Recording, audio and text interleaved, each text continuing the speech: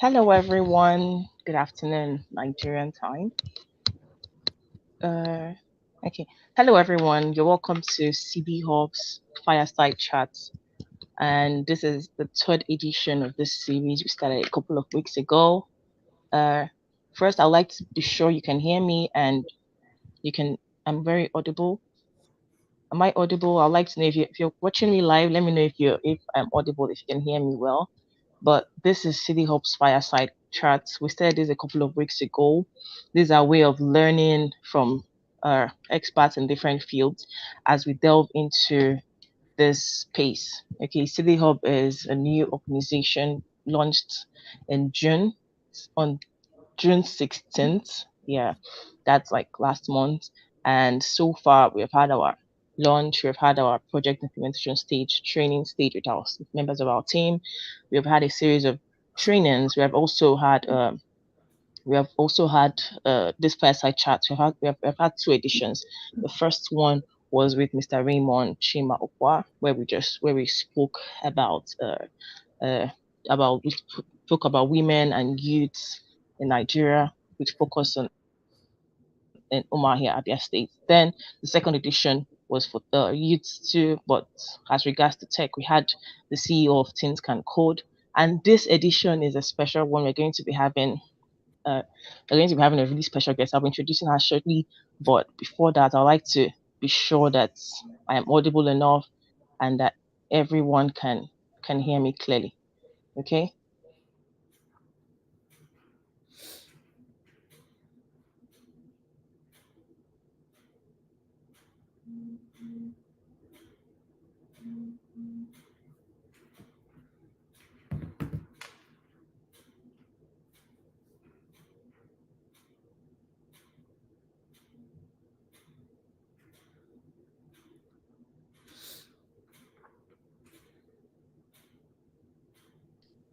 Okay.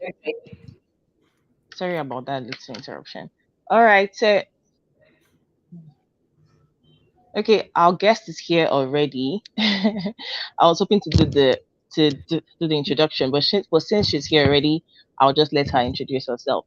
You're welcome, Hashita. Please, just introduce yourself officially. Yes, thanks a lot. A very warm afternoon to all of you. It's a great opportunity to be talking to you, representing SieDi-Hub today on such a special day, which is the World Youth Skills Day of 2022. I am Harshita Kaul. I'm currently pursuing my PhD in fundamental biology, so I'm a scientist by profession.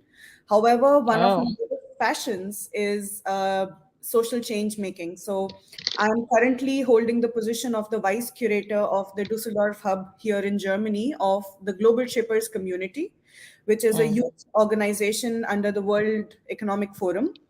And we this collective of young social change makers, we basically work on issues of global importance through active dialogue and action. And I think bringing about a positive change or at least working towards it is something that really drives me. And it's a pleasure to be here and also be working alongside such strong and empowered women such as you. So it's a pleasurable afternoon, and I'm looking forward to our session together.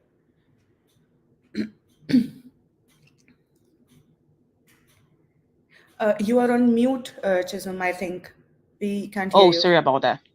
Okay. Yes, that's a powerful introduction. And as you said, today is International Youth Skills Day, right? And today we're going to be talking about growing up in a challenging environment. Even though our focus is on young girls, but also be linking into youths and young women too, since we are an organization that is focused on youths, on women, and on children too. So we'll be linking everything we're talking about today to youths and young women in the society. Okay, so we're talking about growing up in an environment and everything, but we'd like to know what growing up was like for you. What was growing up like? Do you have like any story or you know? Geez. Okay. Yeah, that's an interesting question because it really spirals back a lot of retrospective thinking. When I look back to my childhood and I think what were the kind of inputs that I received growing up. Uh, one thing that stands out is that throughout my childhood, I had lived in a very feminist environment, you know. So we never spoke about active feminism actively in my inner circle. But in retrospect, now putting things into perspective, I realized that I was brought up by a set of really strong women. My mom is a single parent, and she was constantly supported through her journey as a single parent by my grandmother, who was quite a trendsetter for her generation as well. So throughout my life, I have seen these women take a stance for themselves and work hard towards fighting for their independence and fighting for their worth. So a lot of growing up, a lot of these inputs were inherently inculcated into my personality, I think. So very naturally and organically, I think my thought processes gravitated towards talking about inner confidence, inner strength, women empowerment. And these were not just theoretical concepts for me. In fact, I understood them as theory much later. I was introduced to the practicalities of real life, of the struggles that women have to face, coming from a patriarchal society, borderline orthodox environment. And I saw these women fight for their independence and fight with all their strength and might. And actually, I also realized that, a lot of the times, young women and girls, they're just thrown into a challenging environment, and once you stop looking outside for validation and you look within for the strength, that's where the change happens. And this is something that was really consolidated in me when I grew up, because both my grandmom and my mom, they were just thrown into unanticipated challenges, things that they had never dreamt of, uh, every conventional girl growing up has this Cinderella dream of, growing up Exactly, in a true. protected environment, and always being in the good books of others, being appreciated for what you are and what you could be. But once challenges are thrown, that's actually when you realize what you are truly within. And this is something that I saw most of the time growing up. So for me, I think my childhood was a lot about witnessing empowerment, about witnessing breaking the barriers, and about moving beyond the social constructs that exist in the society. Mm. Wow, I like what you mentioned about how growing up actually influences our, I think influences our outcome and everything. Linking it, I don't know if you have experiences of, maybe since you're also a researcher, if from your research you've had experiences and also feedback on some of the challenges maybe young girls face, some of the major challenges they face while like growing up that might actually like affect their future or our future. All right, that's a very nuanced question, actually. So there are two ways of looking at it, right? One is an inside out way, and the one is the superficial outside in way. Let me go to the very depth and tell you what I feel is something that is the biggest challenge that any girl faces even today. It was more before, but it's still prevalent today. And that is the generalized notion of how the girl should behave, or how the girl should be, or what are the qualities that the girl should possess, what is the kind of behavior that the girl should have in her, what are the kind of values she should uphold. And if you realize, a lot of this has been extremely generalized and feminized, neglecting the complete fact that a complete human or a balanced human is somebody who has a balance of both the masculine and the feminine energies. So whereas being a girl, it's extremely important to harvest and revel in the feminine energy, it's equally important to also acknowledge the masculine energy that lies within. And a lot of times, the moment a girl starts showing the slightly stronger side of her personality, there is a lot of effort from the society to put her down, or at least to challenge her, right?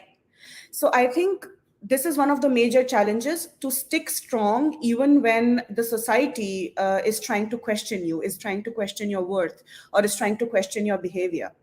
And nonetheless, I have to say, whereas this seems to be one of the biggest challenges that young girls face, this is also the biggest opportunity for them to look within for strength, because you have to realize that the journey from being a young starry-eyed girl to being a beautiful, strong, empowered woman involves moving beyond seeking external validation and looking Mm. within for the strength. And once you find that strength within, you have all the confidence that you need to stick through the rest of your journey as an empowered woman. So this journey of empowerment is actually moving beyond what you see outside and actually a journey on the inside. So this Mm. challenge of being generalized by the society, being judged by the society, is actually one of the biggest opportunities to look within. Wow. I think I really like the point of looking beyond like what's happening in your environment and seeking for strength within. That's like a powerful one. Now about this particular point about looking within, I don't believe that if you don't have anything within, like if your container is empty, there's nothing, you can't draw water from an empty well. So what would you advise young people, young girls in the society, especially maybe Nigeria and around the world too? How can we fill up our tank? What can we do to be able to, have strength within that we can draw, that we can tap into when we face difficult situations? Yes, that's a very interesting point. I think this question of yours moves me in the direction of bringing the concept of self love and self care to the table. Mm, Again, uh, this is a very nuanced understanding, but I'd rather stick to the inside out view of empowerment rather than talking about the external sources, because a lot of self help guides and a lot of TED Talks that you see online will tell you about how to deal with a circumstance on the outside. But it's only now that the world, the in general humanity is starting to appreciate the concept of looking within. So I'd stick mm, to that narrative. And I'll say that first of all, you have to realize that none of the wells are empty, right? It's no more about hustling. It's no more about trying to figure out what can I do. It's more about figuring out what do I have and how can I align to what I naturally am meant to do or am good at. So you have to learn to appreciate that the moment you take birth, you and the kind of grooming up, the growing up experiences, they always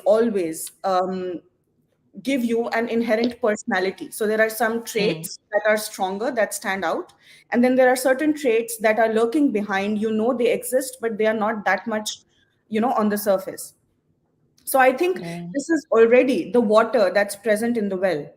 All you have to do is figuring out a pulley system, building a pulley system for you such that you can draw the water from the well.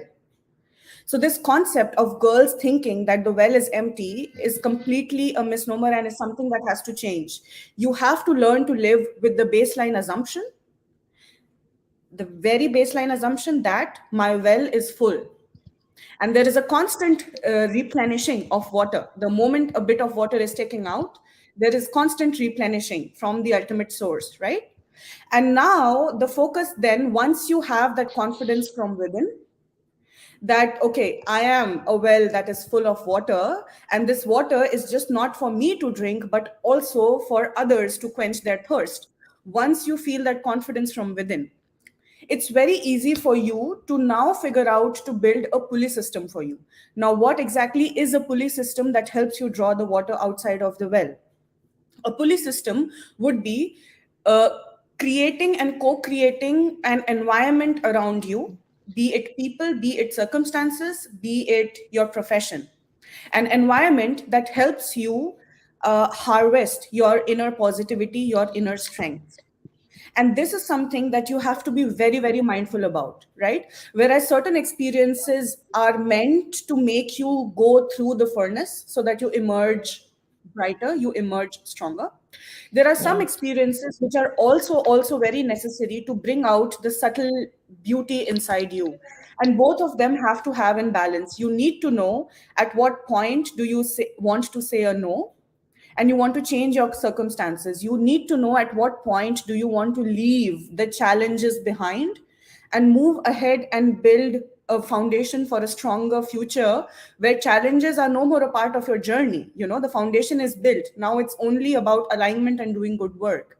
And this is exactly what is extremely important to ensure that you constantly draw water out of the well, in a way that it's not just you who is reaping the benefits of all the effort that you have put in developing yourself, but also others are able to reap the benefits, society at large in general benefits. And of course, this has to be a ripple effect. Changes, Rome cannot be built in a day. Changes cannot happen over a short period of time.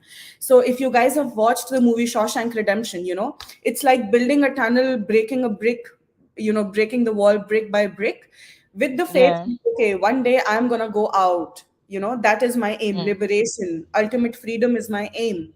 However, even if you do not see the light, you have to have that faith within, that, okay, one day I'm going to make it.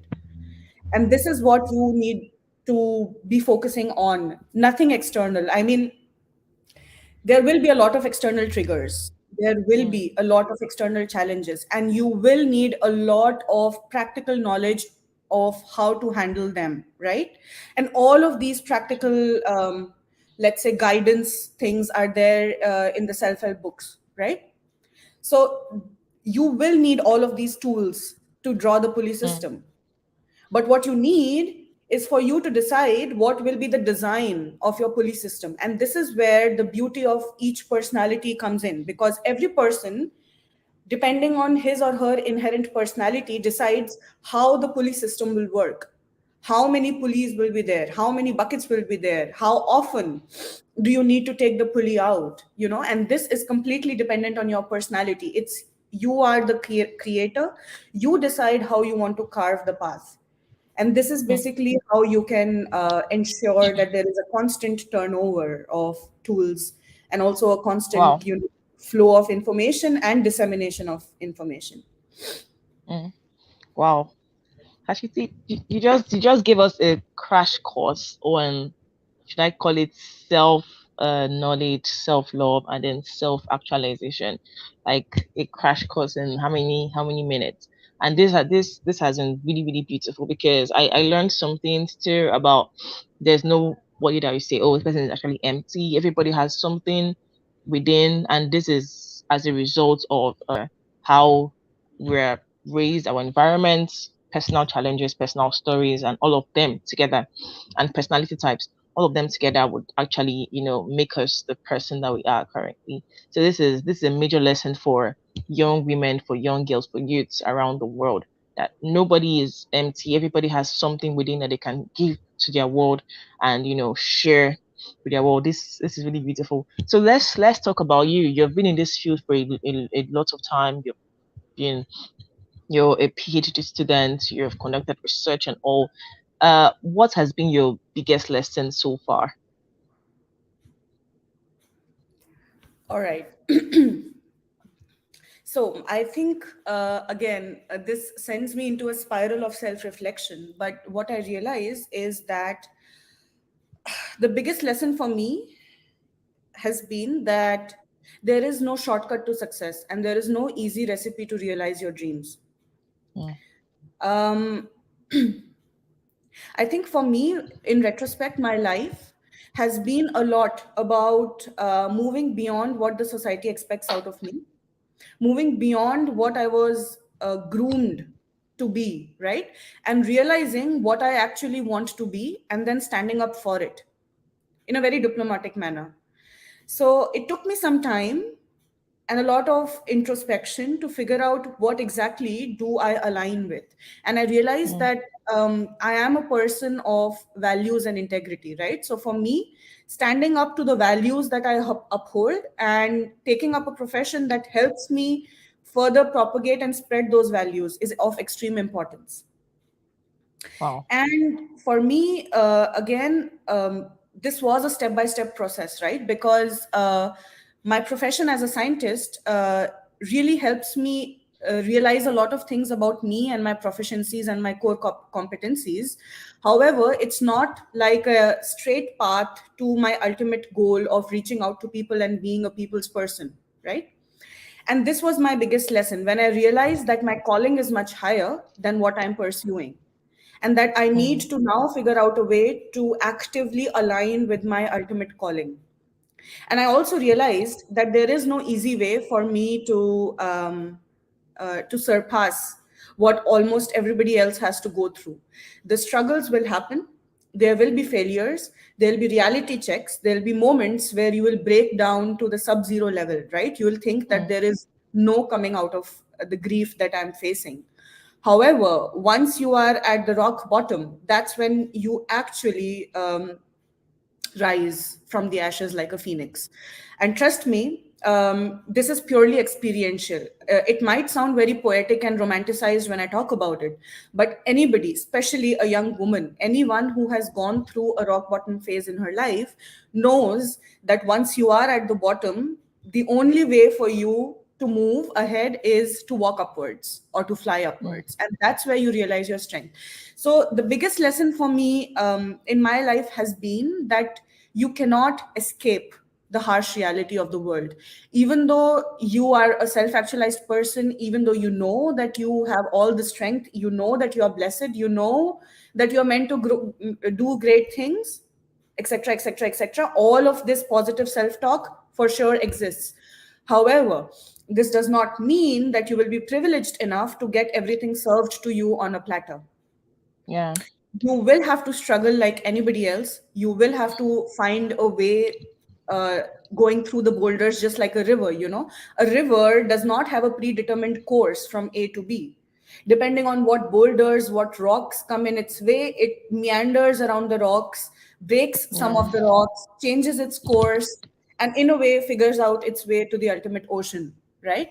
So this is exactly how the life is. And you need to have that positive attitude and that minimalistic bit of optimism in you to figure out that all the rocks and boulders in your path are basically meant to teach you something, even if it may not be that apparent at that particular moment. Later on, in retrospect, all the puzzle pieces will come together whenever is the correct time. So you should Wow. not get too attached to your ups and downs. You should not be way too happy when you've achieved something. You should not be way too sad when you've failed and repeatedly failed and repeatedly failed. You should stay detached and you should let it pass. This is the only way for you to keep moving. And this is something that, again, I had read about a lot in the books, but now I understand the intensity and the Mm. importance of this very nuanced life lesson when I have implemented it in my own life.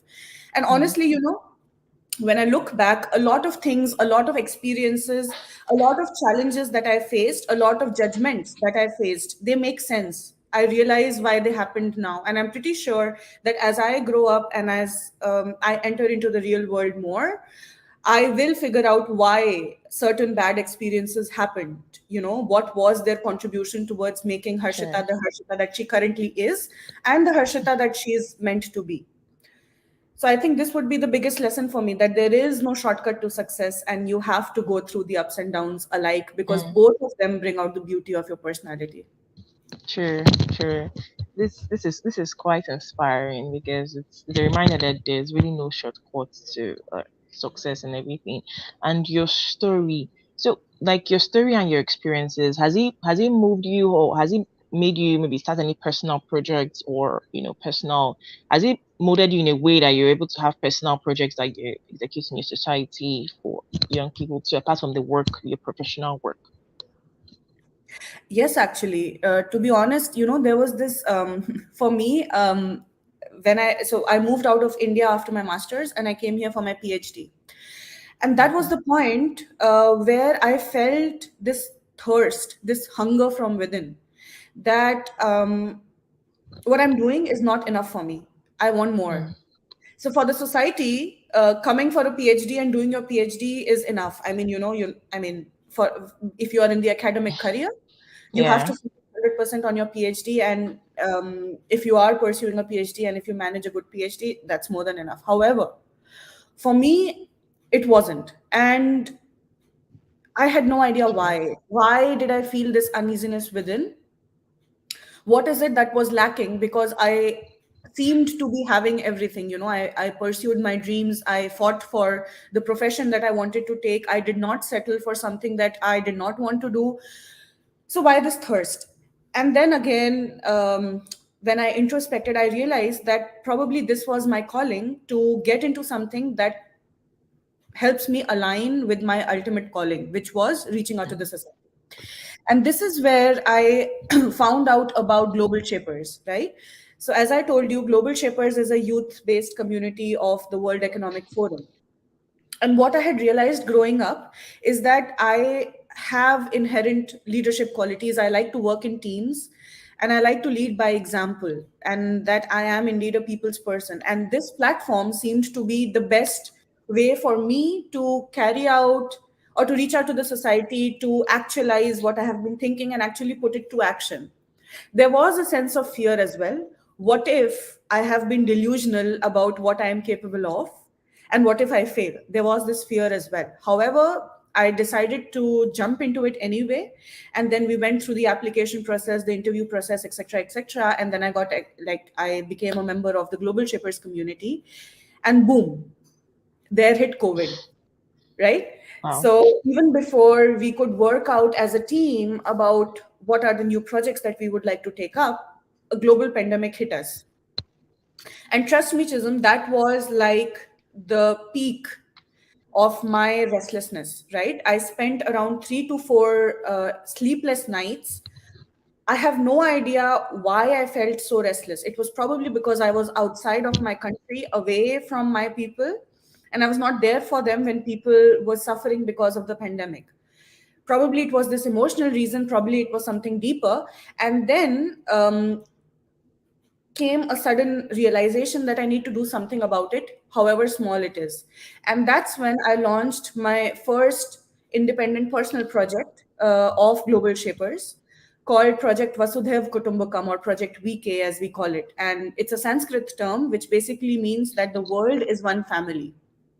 Mm. It just took me one moment of realization to jump into this. And once I did, nothing was clear. I, in fact, struggled to even find a team because, everybody was going through a tough time, and people rather wanted to focus on themselves than, jump into an initiative that would demand so much of an emotional contribution and a, physical contribution as well. So I was pretty alone when I started this off. However, I was determined to keep this going. And then slowly and steadily, after a lot of hustling, we came together and I had a very strong team of people from India and from Germany who were ready to reach out. And then this project ran for around 8 months. And with the help of the amazing team that I had, mental health experts, and also my mom, we kind of were able to reach out to a lot of people, provide them mental health support, and bring smiles to their faces. So this was my first, let's say, independent project that I took. And after the feedback that I received from the participants and the volunteers alike, we decided not to end it. So now we have started the second, let's say, chapter of Project VK, where we are now working closely with a hub from Ukraine, and we are trying to reach out to the people who are dealing with the, mental health issues post-war. And this is what we are making up now. And while this was happening, a couple of other things happened too. I launched another project called the Boot Camp, which Chinasa is a part of actually. And that aims at basically developing the skills of young social change makers, developing the skills and basically training them into taking up independent projects very early on. So we are targeting young students from India, Nigeria, and Germany. So it's a cross country, cross continental project Oh. where we are aiming at fostering this cross cultural exchange of ideas and also empowering them to take up projects of their own. And we are now in the second phase currently, where they have come up with proposals of launching projects in India, Nigeria, and in Germany. And now they are soon going to be ready with their independent sub projects as well.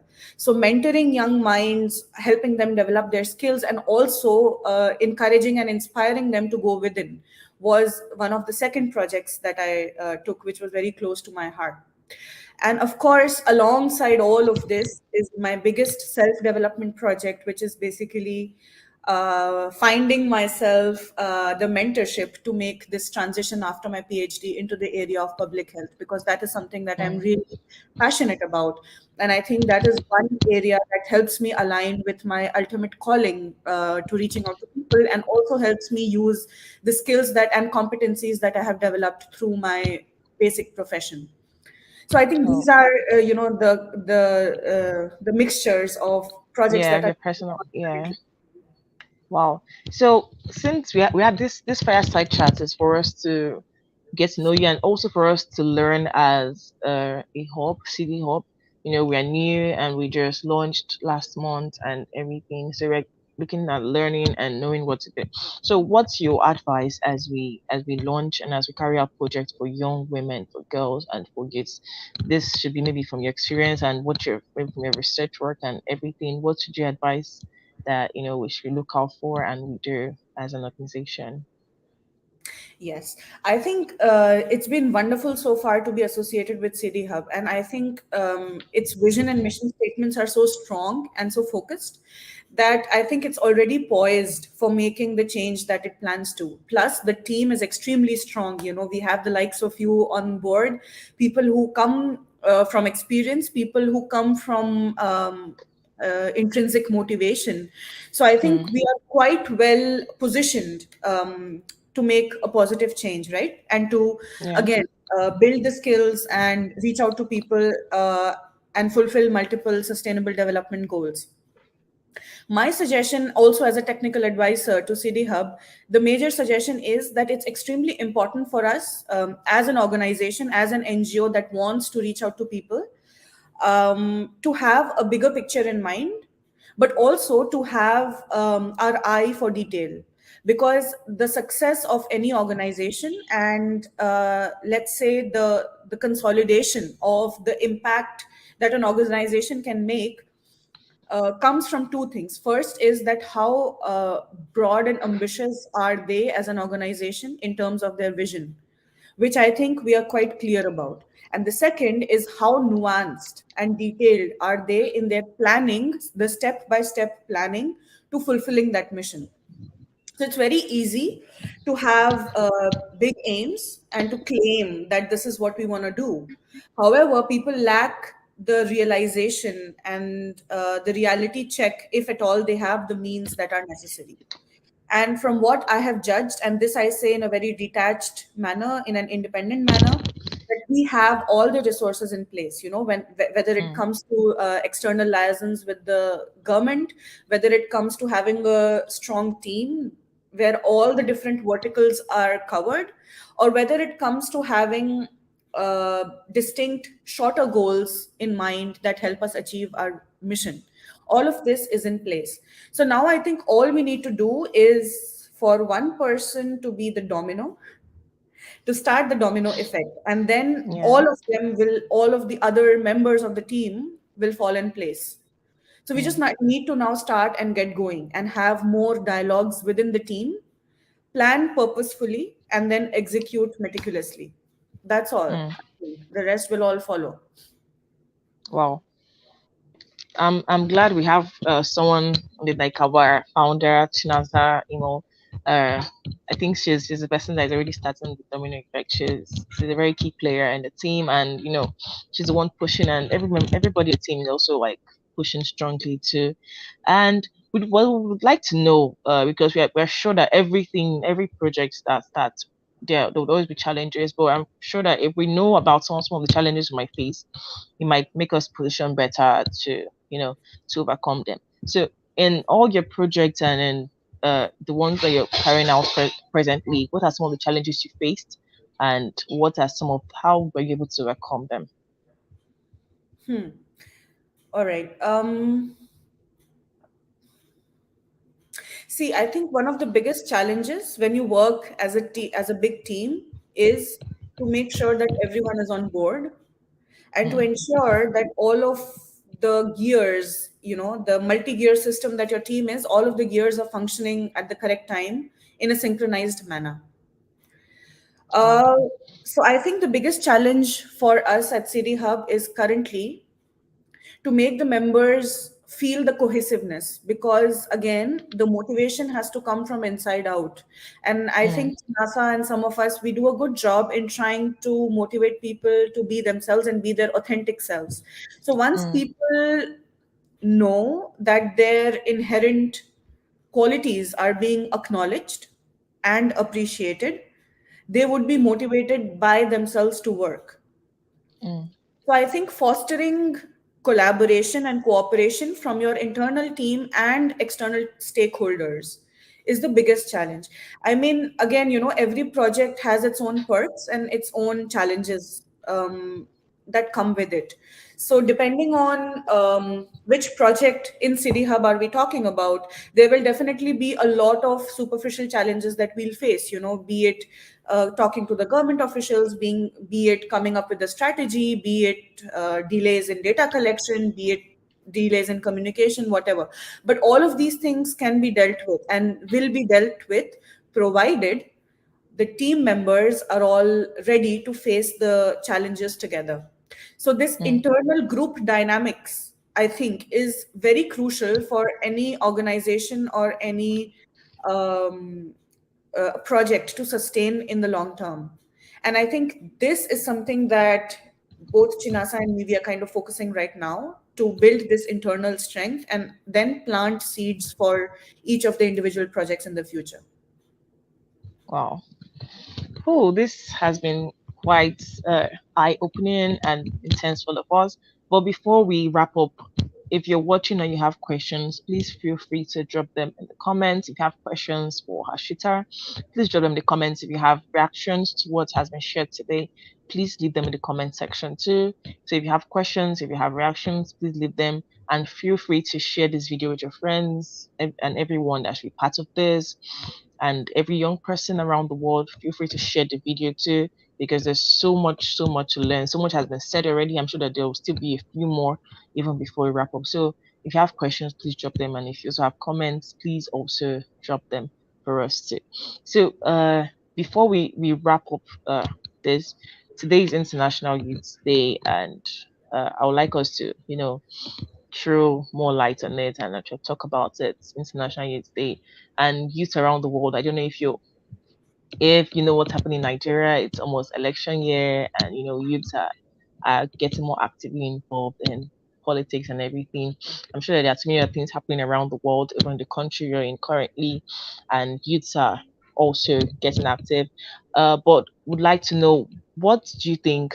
What's your maybe advice for youths and young people around the world for us to get more, to help us to be more positioned for the future? I know you mentioned some things earlier about tapping from your inner strength and all, but do you have more things to say for youths, for young people, what we can do to position better for the future that we're going to get to? All right. Let's see. What message do I have for the youth? So my question to the youth would be, what views do you guys have about skydiving? Is it exciting for you or is it fearful for you? Oh, okay. Should Why I do answer? people think, Okay. yeah, do you want to answer? What exactly Yeah. is skydiving for you? Okay. For me, I haven't skydived yet, but it's something that I find intriguing and I would want to try. I love adventures, so yeah. Okay, perfect. So most of the people have this mixture of excitement and fear. Mm, And my dear friends and the young audience that are joining us today know that every step in your life is like a skydive. mm, You will want to have it, you will plan for it, you will dream for it, you will crave it. You will mm, get to the point where you are on the plane. And the moment you are about to take the dive, you will be like, how the hell did I come here? Why did I choose skydiving? Was I out of my mind? I was very nicely present exactly on the plane in a stable environment. I could use the window to look down. Why did I decide to jump? So the moment where you are poised to make the jump, is where you will have the biggest doubt. Mm, Most of us in life have a tendency of turning back at that point. All you need to do is realize that once you are on that plane, there is no other option for you but to dive. The moment you dive, your hormones will kick in. You will be scared. You will be questioning your life decisions. You will have no idea what exactly are you doing meters above the sea level, hanging suspended in the midair. And once this mm, hormonal phase is gone, once you get your energy back, and once you look below and you see the magnificent view, that's when you realize, okay, why did I choose to dive? And that's where you start appreciating everything that you had built up so far to convince yourself to go for skydiving.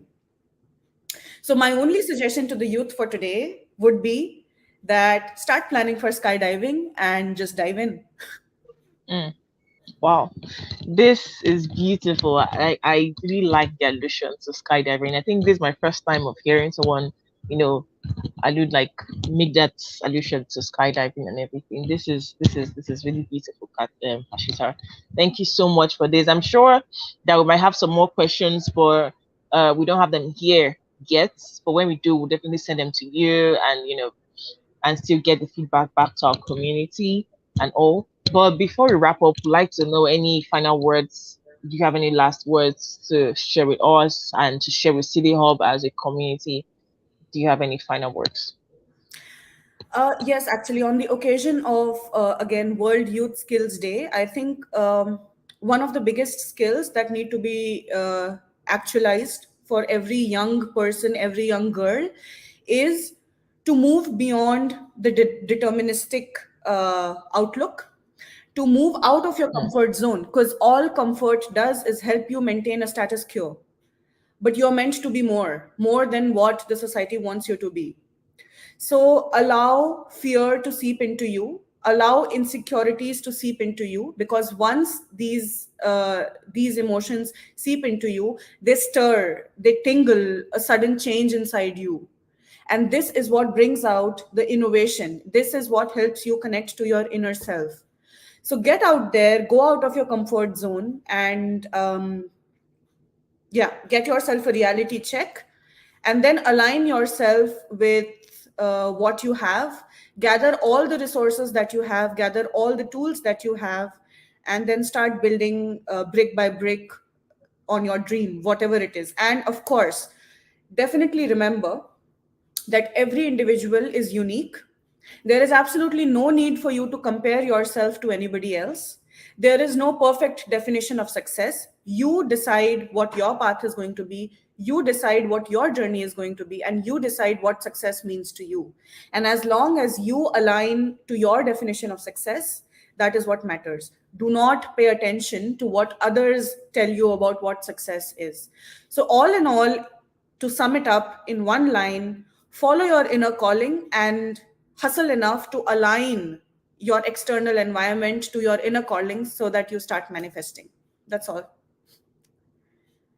this has been so beautiful. It has been a learning feat for me. My note is full. I've taken a lot of points down, Hashita. Thank you so much for sharing so much with us. There's been so much, but I would just like to reiterate on some of the powerful points you mentioned. First of all, how we have to tap from our strengths within and not just look at what's happening around us. You also spoke about how nobody is like an empty vessel. Everyone has something. You just have to discover it and find, know what your strengths are and how to tap into them.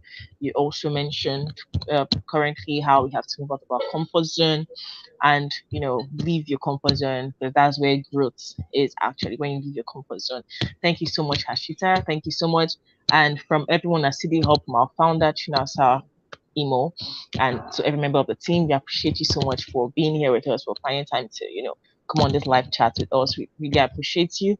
To everyone that joined us live today, thank you so much. To those that shared, to those that left comments. One Dinobi Okezie original, thank you so much. You left comments, you are commending our speaker. Thank you so much. We really appreciate everyone for joining us here today. Thank you so much again, Harshita.